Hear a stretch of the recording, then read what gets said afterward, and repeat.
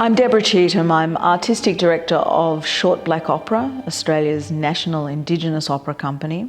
Last night I spent an incredible few hours in the Perth Concert Hall witnessing a commitment from WASO and the WASO chorus under the leadership, the expert leadership of Andrew Foote. That commitment on stage in front of me last night of 60 or 70 choristers in masks, singing a language which they would never have had access to until this project. I felt so incredibly privileged and so emotional about that rehearsal. 3 years in the making, Eumeralla, a war requiem for peace, a work that I first wrote in 2018 as a chamber work. And it was performed on country, on Gunditjmara country in the southwest of Victoria, to an incredible audience. I think it was so oversubscribed they had to bus in extra chairs from a town, 30 minutes away, so that the people who wanted to witness this work on country could. But then the opportunity to write a symphonic version for the MSO, which was performed in 2019.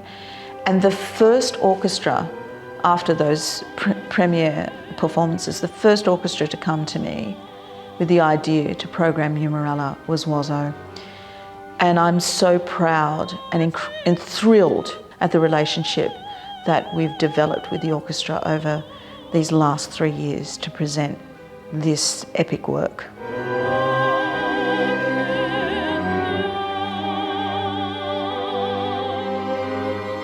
Eumeralla War is set in the format of a requiem mass.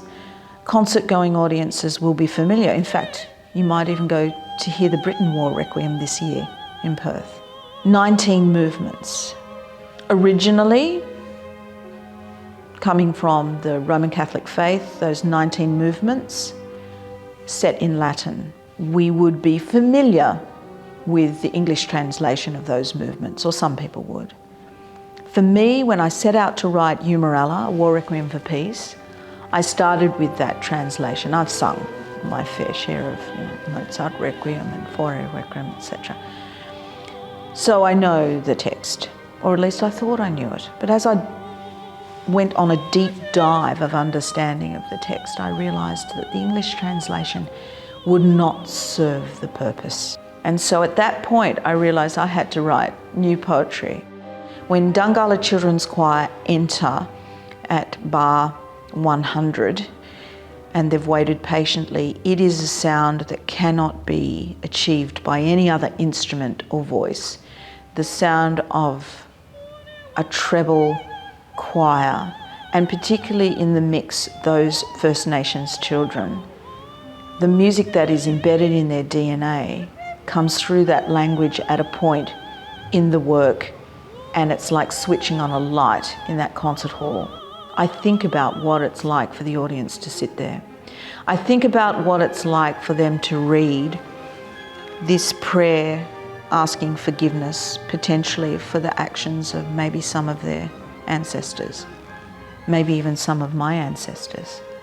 And what I want for them ultimately is to go from potentially not knowing about this war of aggression to not only knowing about it, but the much more vital, the critical journey of going from knowing to understanding.